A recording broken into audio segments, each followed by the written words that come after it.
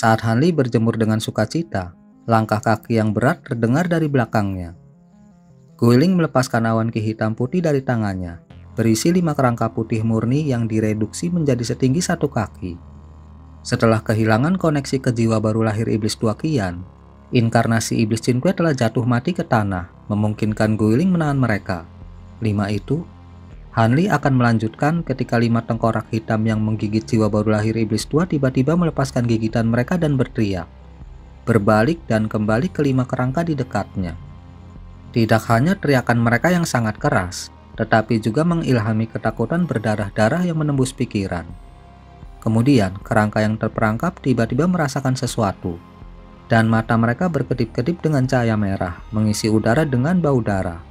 Tengkorak-tengkorak itu semua membuka mulut mereka, dan secara bersamaan mengenai satu titik di kabut hitam putih menggunakan api iblis hijau tua. Sebuah ledakan terdengar, terperangkap lengah, pembatasan Guiling telah dihancurkan. Kelimanya menembak dalam garis ki putih ke arah tengkorak hitam pekat mereka. Tetapi ketika Hanli melihat ini, dia dengan dingin mendengus dan melambaikan tangannya ke kuali kecil. Kabut biru keluar dari itu dan langsung membentuk dinding untuk memblokir 5 garis. Hanli kemudian memerintahkan sebagian kabut biru untuk membungkus mereka, mencegah kerangka setinggi kaki mencapai tengkorak. Kerangka itu kemudian dilemparkan ke dalam kegilaan gila. Meskipun benang menahan mereka dengan kuat, anggota tubuh mereka berjuang dengan sekuat tenaga. Mereka tanpa henti meludahi nyala api zamrud di tali biru yang mengikat mereka. Ketika jiwa baru lahir iblis tua Qian melihat ini, jejak rasa takut mengganggu wajahnya dan dia tiba-tiba berteriak, "Tidak, kamu cepat lepaskan mereka." Ketika Hanli mengalihkan pandangannya ke seberang mereka, dia merasa agak bingung.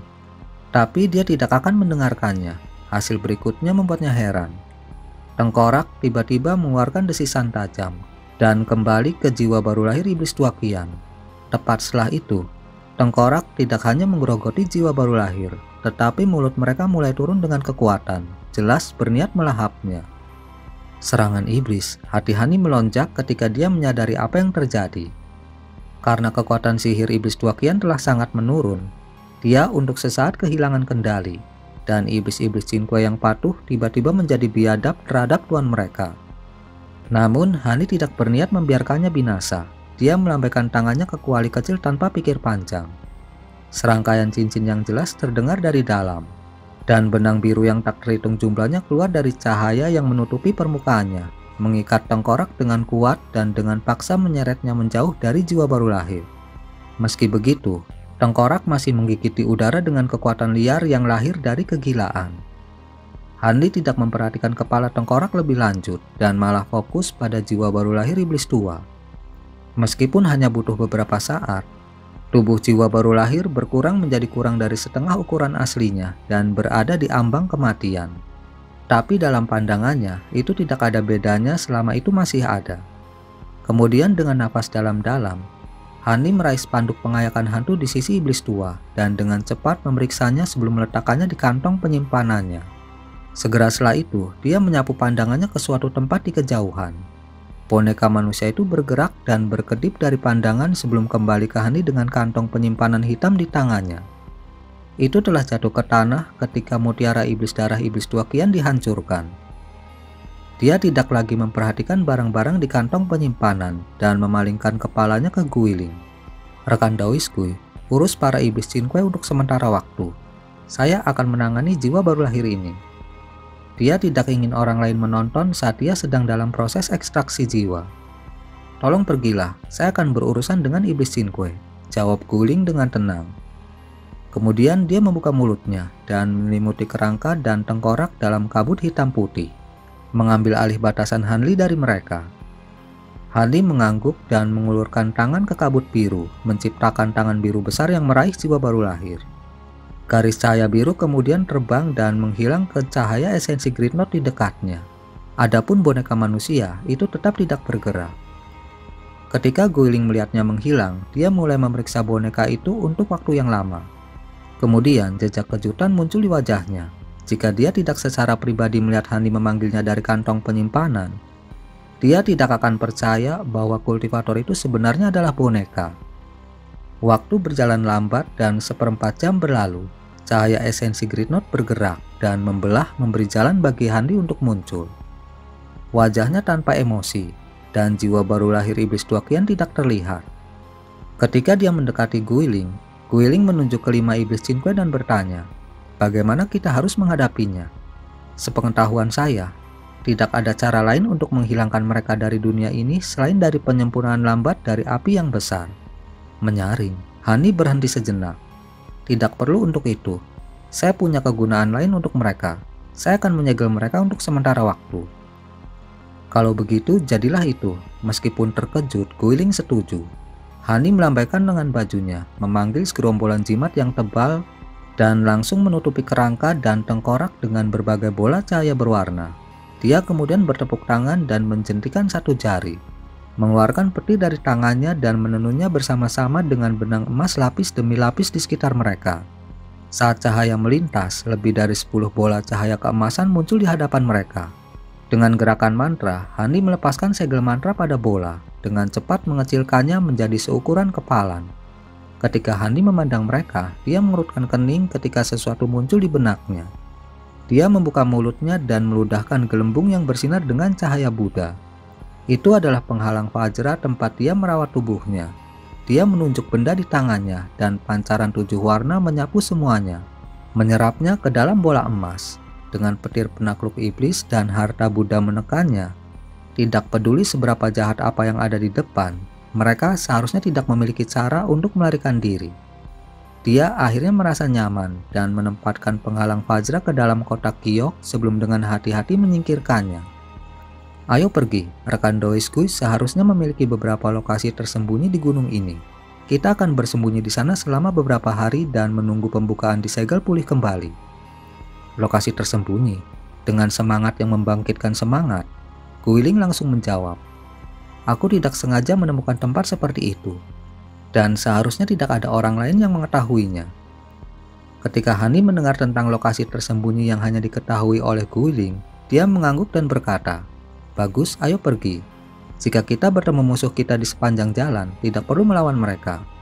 Setelah dia menyingkirkan boneka seperti manusia, dia buru-buru terbang keluar dari aula istana. Keduanya terbang melalui cahaya esensi Great Note dalam sekejap mata, tetapi ketika pembatasan penerbangan berlaku sekali lagi, mereka hanya bisa jatuh ke lantai dan menggunakan teknik meringankan tubuh untuk menghemat kekuatan sihir mereka. Hani menyapu indera spiritualnya ke kejauhan dan tidak melihat siapapun di luar cahaya esensi Great Note, sangat senang dan terkejut. Dia memanggil Guiling dan dengan tenang muncul dari cahaya dengan perisai perak bintang ekor dan kipas Triflame di tangan. Setelah melihat sekeliling dengan hati-hati, dia perlahan keluar dari balai Kunwu. Di luarnya sunyi senyap, dan ketika dia memiliki pandangan yang jelas tentang daerah itu, dia merasakan sedikit kejutan. Di alun-alun besar yang melewati pohon roh emas yang ditebang, tanah dipenuhi dengan lubang dan tumpukan puing-puing, seolah-olah terjadi pertempuran besar.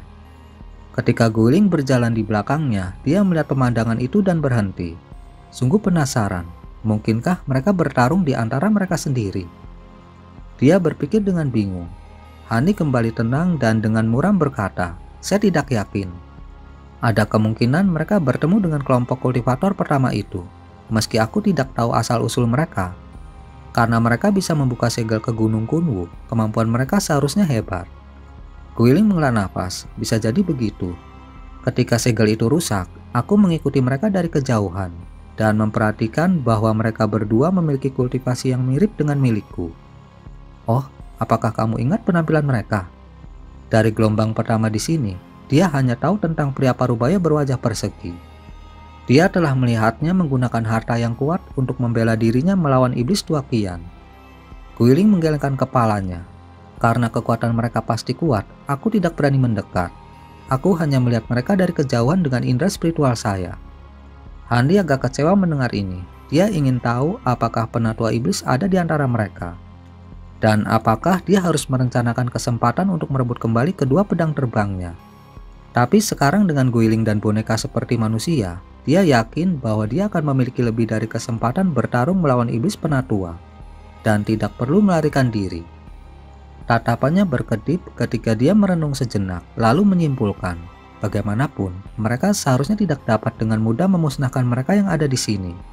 Mereka kemungkinan besar mengejar mereka di tempat lain. Meskipun dia telah berbicara seperti itu, Hani tahu bahwa ada sesuatu yang sedang terjadi. Kalau tidak, mereka tidak akan dengan mudah meninggalkan tujuan asli mereka. Seperti bagaimana Grand Immortal Su dan Wanita Suci datang untuk mengejarnya. Mungkinkah yang pertama di sini begitu kuat sehingga mereka bisa memaksa banyak dari mereka untuk mengalah? Tetapi bahkan itu sangat tidak mungkin. Jika mereka memiliki keuntungan seperti itu, mengapa mereka tidak tetap tinggal dan menunggu kesempatan untuk memperjuangkan harta? Dengan mempertimbangkan semua hal, dia merenung sejenak dan menggosok dagunya sebelum menjatuhkannya. Apapun yang terjadi, tujuannya telah tercapai. Dia hanya perlu tetap bersembunyi dengan aman sampai dia pergi dari kekacauan. Dia harus memikirkan metode untuk merebut kembali 2 pedang terbang yang dicuri iblis penatua setelah dia meninggalkan Gunung Kunwu. Setelah merenungkan masalah ini, Hani segera mengambil keputusan. Rekan Dawiskui, mari kita pergi ke tempat rahasia yang kamu bicarakan. Tidak perlu mengikuti mereka, dalam beberapa hari akan ada lebih banyak kultivator yang akan masuk. Hani kemudian memimpin jalan menuruni tangga ke alun-alun utama. Guiling tertawa masam dan mengikuti. Di sepanjang jalan, mereka melihat bekas luka pedang, tanda hangus, dan tanda-tanda pertempuran lainnya. Para kultivator ini telah dikejar ketika mereka melarikan diri. Ini, ketika ngarai besar tiba-tiba muncul di depan mereka, Hani mendekat dan melihat sebelum mengerutkan kening tegang. Ngarai besar itu pasti telah diciptakan dari serangan harta karun tipe pisau. Itu membuat tangga menjadi 2 dan menciptakan celah lebih dari 300 meter dan 100 meter. Dia bahkan merenung bahwa jika dia menggunakan kekuatan penuh dari teknik pedang raksasanya, dia tidak akan mampu melakukan hal seperti itu. Suara Silvermoon bergema dari benaknya. Tampaknya para kultivator itu pasti menghadapi masalah. Mengingat kekuatan kemampuan yang telah ditampilkan, pertempuran itu jauh lebih intens dari apa yang kita bayangkan. Mungkin, tapi apa hubungannya dengan kita? Hani menjawab dengan santai. Segera setelah itu, dia meluncurkan dirinya dari tanah dan melayang melintasi jurang. Guiling bergerak mendekat. Setelah dia mendarat, ekspresinya bergerak dan dia melirik salah satu batu besar di depannya dengan tatapan dingin. Kemudian, ekspresi Hani tenggelam dan dia berteriak keras, "Kamu keluar dari sana." Awan ki hitam kemudian keluar dari dekatnya. Jiwa yang baru lahir bisa terlihat samar di dalamnya. Karena kultivator di gunung lebih cenderung menjadi musuh daripada kawan, tidak perlu sopan dan membiarkannya lolos. Guntur terdengar dari punggungnya dan dia tiba-tiba menghilang dari pandangan. Beberapa saat kemudian, dia muncul di depan masa hitam dalam kilatan cahaya perak. Dia mengangkat tangannya dan dengan kresek, tangan biru besar muncul dan menutup cengkramannya. Dengan sangat waspada, Ki Hitam melonjak di sekitar jiwa baru lahir dalam upaya untuk melarikan diri. Tapi karena sudah sangat terluka dalam pertarungan sebelumnya, itu tidak bisa menggunakan gerakan instan sejak awal. Dan dengan pengalaman Hani yang kaya dalam menyebarkan jiwa baru lahir, dia juga cukup mahir dalam menjebak mereka. Dia hanya mencibir jijik ketika melihat upaya jiwa untuk melarikan diri. Petir emas mulai berkilau dari tangan biru besar dan 5 baut guntur meletus darinya, menciptakan jaring emas besar untuk menjebaknya. Kemudian tubuh jiwa baru lahir kabur, hanya untuk berlari lebih dulu di jala petir. Sebuah ledakan besar terdengar. Petir emas telah menyebarkan mayoritas ki hitam yang melindungi tubuh jiwa baru lahir. Adapun jiwa itu sendiri, tubuhnya mulai bergetar, seolah-olah berada di ambang kehancuran. Tangan biru besar kemudian dengan cepat meraih pegangan jiwa dan membawanya kembali ke Hanli. Dia melirik makhluk yang ketakutan dan tersenyum. Itu dia, ketika Guiling melihat jiwa baru lahir, jejak kejutan muncul di wajahnya. Meskipun tidak memiliki tubuh, wajahnya jelas milik salah satu dari 2 tetua sekte pengayakan Yin. Dia telah kehilangan tubuhnya di beberapa titik, dan jiwa baru lahirnya tetap tersembunyi di balik batu besar sejak itu. Dengan wajah ketakutan, jiwa itu memohon, "Tidak ada dendam di antara kita, rekan Dawisan. Saya tidak punya keinginan untuk mengejar Anda."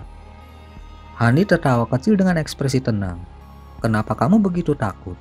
Kapan aku bilang akan menyerangmu? Saya hanya ingin bertanya apa yang terjadi di luar aula.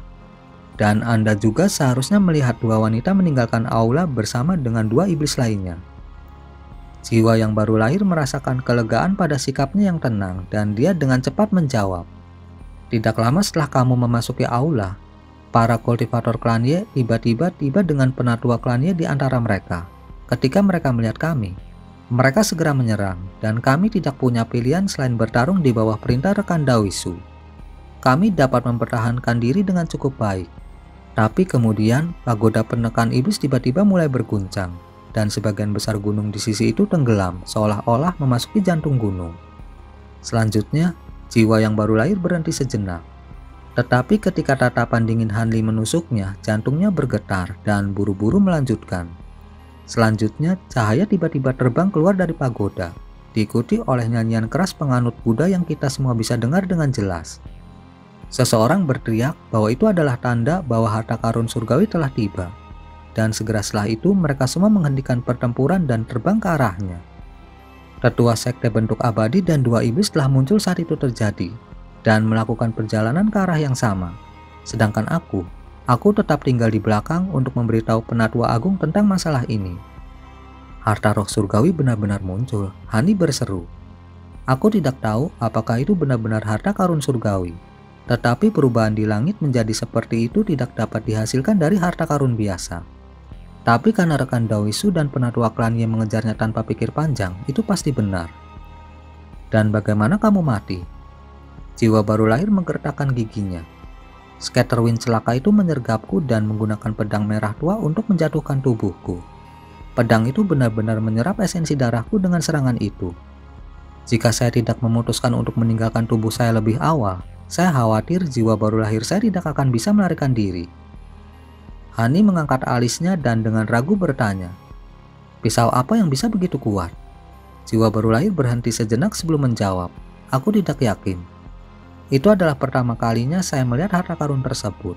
Namun penampilannya sangat mirip dengan pedang naga iblis dalam legenda. Meskipun warnanya cukup beda.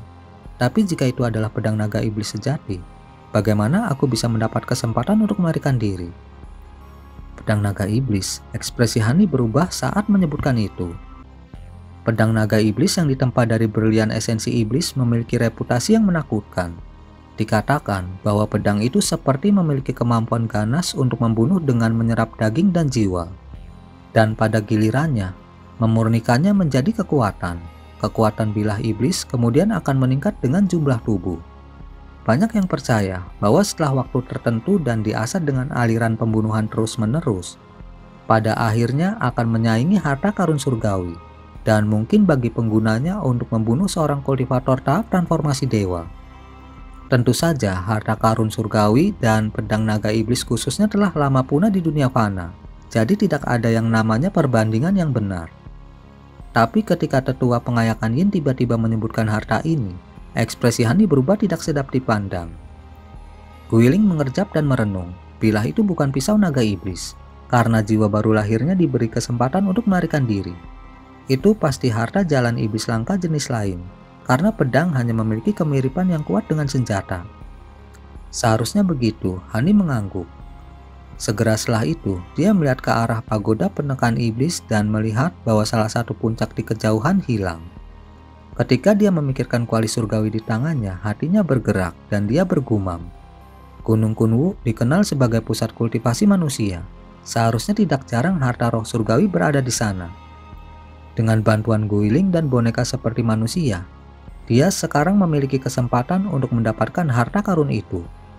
Dan dengan 8 batu roh bermutu tinggi yang dia dapatkan dari kantong penyimpanan iblis tua Qian, dia bisa menggunakan bonekanya dengan cukup bebas. Suara Silvermoon tiba-tiba berbicara dalam benaknya dengan ragu. Tuan, bagaimana kalau kita melihatnya? Entah kenapa sejak aku meninggalkan aula, sesuatu telah memanggilku ke sana. Sepertinya cukup familiar. Mungkin ada sesuatu yang berhubungan dengan ingatan saya yang hilang. Ada sesuatu yang memanggilmu? Hani bertanya kaget. Itu benar, aku bisa merasakannya. Jika kita melewatkan kesempatan ini, ingatanku mungkin tidak pernah utuh. Silvermoon berbicara dengan nada yang sungguh-sungguh. Hani merenung dalam diam untuk waktu yang lama, lalu dia terkekeh. Kalau begitu, mari kita lihat. Saya juga cukup tertarik dengan harta karun surgawi ini. Ketika Silvermoon mendengarnya, dia dengan gembira menjawab, Terima kasih banyak Tuan. Hani kemudian berbalik ke samping dan pelan berkata, "Rekan Dawisku, karena harta roh surgawi telah muncul, tampaknya bersembunyi bukanlah pilihan lagi." Guiling membungkuk sedikit dan menjawab, "Kamu adalah tuanku, saya akan melakukan apa yang Anda minta." Dengan penampakan harta langka seperti itu, tidak ada kultivator yang bisa menutup mata. Guiling sudah mengantisipasi ini dan tidak terkejut dengan perubahan pikirannya. Kemudian, jiwa baru lahir yang terperangkap oleh tangan biru besar itu berteriak, "Bisakah kamu setuju untuk tidak menyakitiku? Saya bersumpah bahwa semua yang saya katakan adalah benar.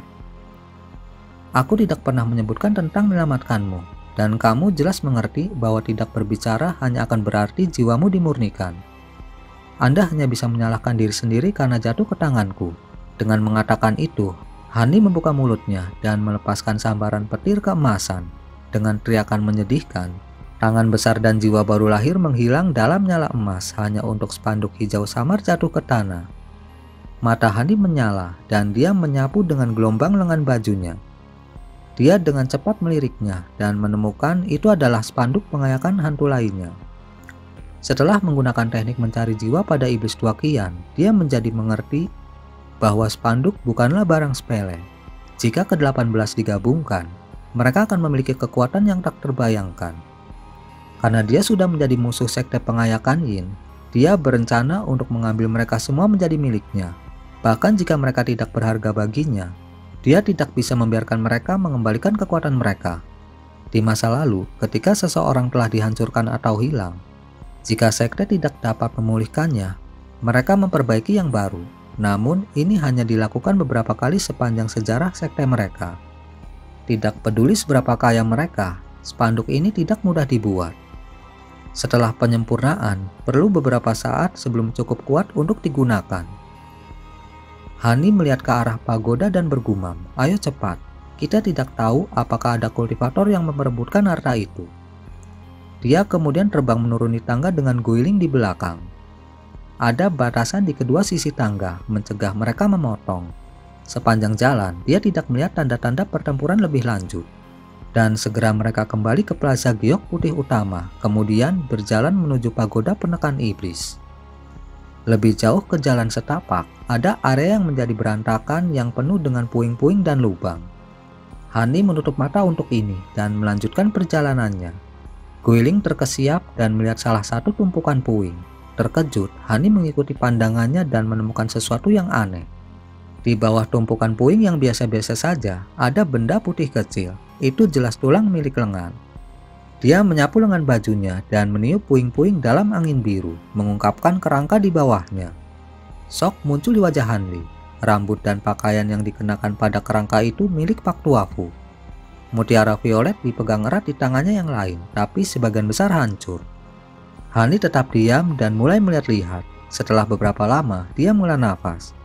"Tidak kusangka kau mengerahkan semua upaya untuk menyempurnakan pil kultivasi jiwa baru lahir hanya agar kau mati di sini. Jalan kultivasi benar-benar berbahaya." Meskipun Hani tidak menganggapnya teman, kematiannya yang tiba-tiba meninggalkan perasaan yang agak aneh di hatinya. "Apakah rekan Daoisan mengenali orang ini?" Guiling bertanya. Kematiannya sangat aneh. Dagingnya telah dilucuti bersih dan tidak ada tanda-tanda bahwa jiwa baru lahirnya telah terwujud. Dan hanya ada bekas luka di punggungnya. Sepertinya Hani menghela nafas panjang. Orang ini meninggal karena pedang yang digambarkan oleh tetua sekte pengayakan Yin kan?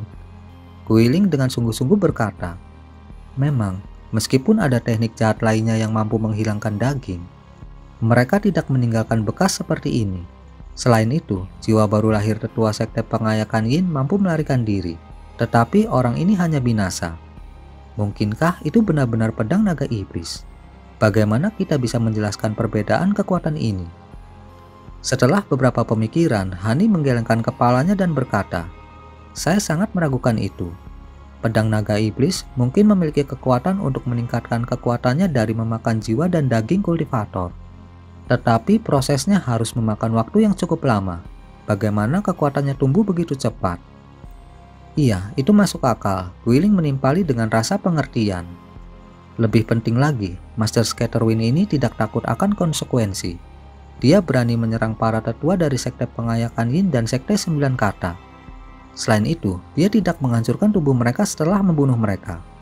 Apakah dia tidak takut kedua sekte bergabung untuk membalas dendam? Hani melihat kerangka itu dan kebingungan muncul di wajahnya. Mengingat bahwa kantong penyimpanannya telah menghilang, pil jiwa baru lahir seharusnya jatuh ke tangan karakter itu. Karena Guiling baru saja keluar dari penjara, dia hanya memiliki sedikit pemahaman tentang dunia kultivasi saat ini.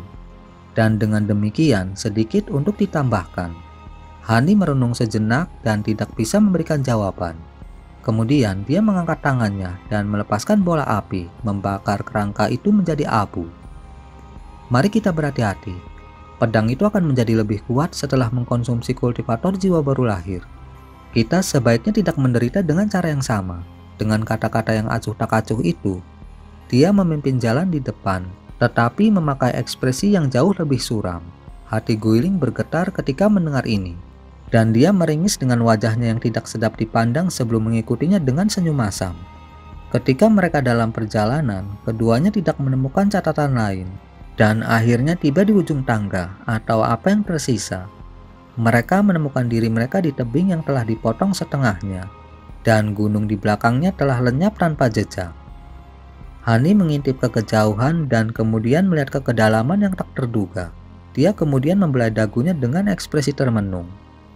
Meskipun Guiling sudah menduga ini dari apa yang dikatakan penatua Sekte Pengayakan Yin, dia heran melihat ini dengan matanya sendiri. Tampaknya orang lain sudah turun dan pagoda penekan iblis benar-benar telah tenggelam ke gunung. Siapa yang tahu apa yang terjadi di bawah? Rekan Daoiskui, apakah Anda tahu monster apa yang ditahan di pagoda? Setelah beberapa keraguan, Guiling dengan tulus menjawab, "Saya tidak terlalu yakin. Di masa lalu, saya adalah salah satu dari binatang iblis yang digunakan untuk menjaga gunung.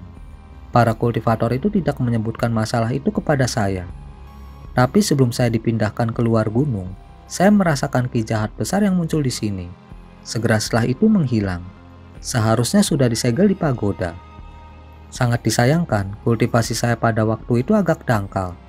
Dari seberapa kuat aura itu, aku bisa menentukan kultivasi sejati dari pemiliki." Hani melihat jauh ke dalam tebing dan berkata, "Tidak masalah, terlepas dari seberapa kuat makhluk itu. Seharusnya sudah sangat lemah setelah ditekan selama bertahun-tahun. Selain itu, seharusnya ada banyak kultivator jiwa baru lahir tahap akhir untuk menghadapinya."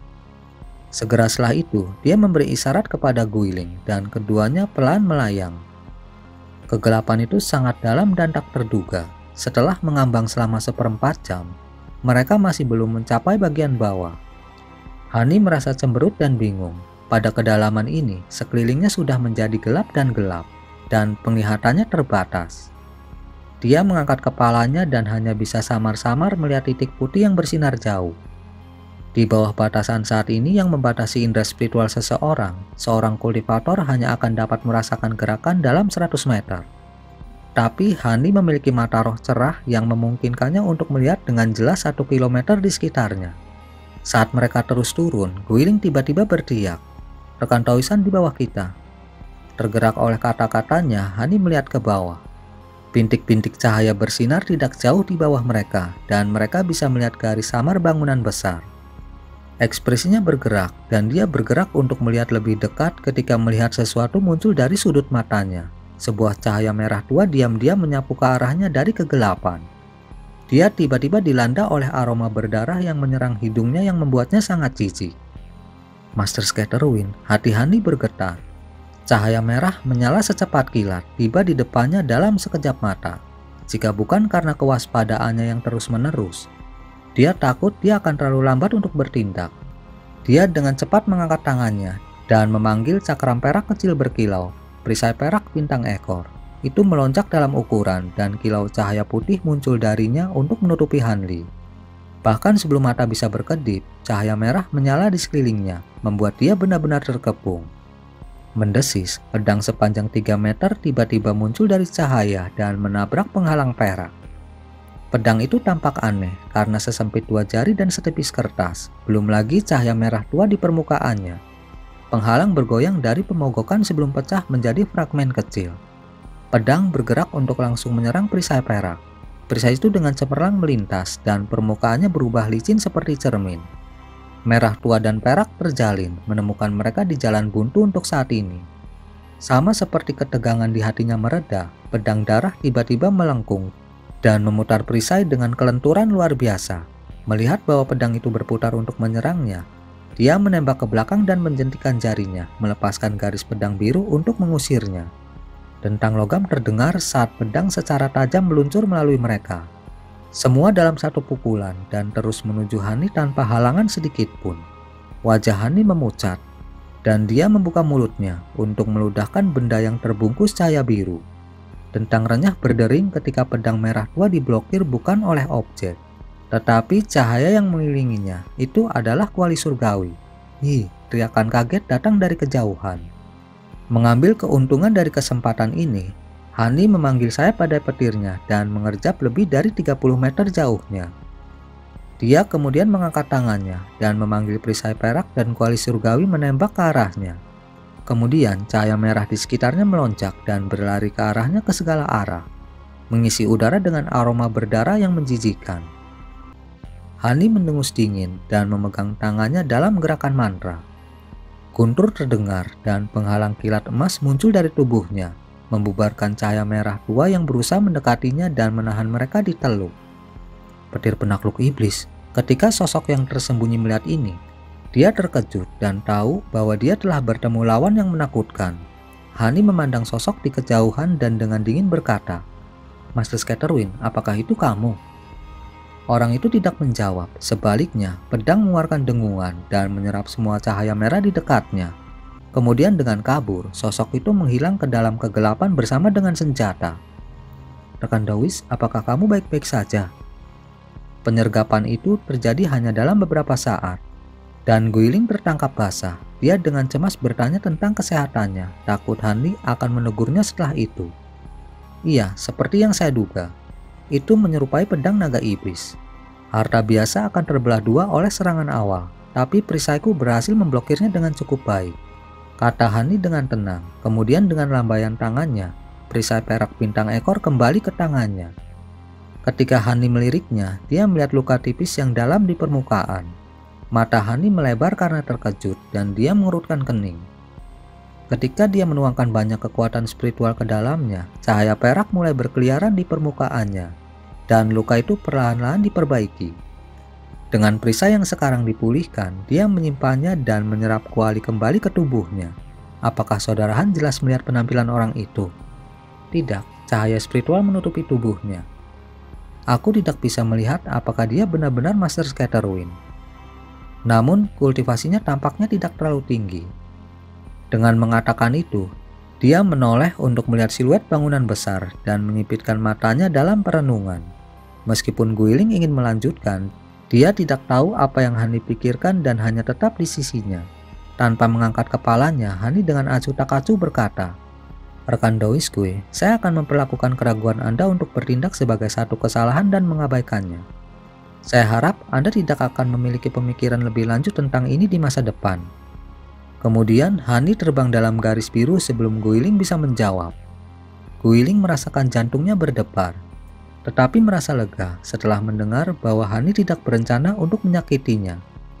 Tetapi untuk sesaat ekspresinya bertentangan. Dia memang memiliki beberapa pemikiran keliru beberapa saat yang lalu, dan sepertinya Hani merasakan ini dari bagian jiwanya yang dimiliki Ubin seumur hidupnya. Beberapa saat kemudian, Guiling tertawa masam dan tanpa daya mengikuti.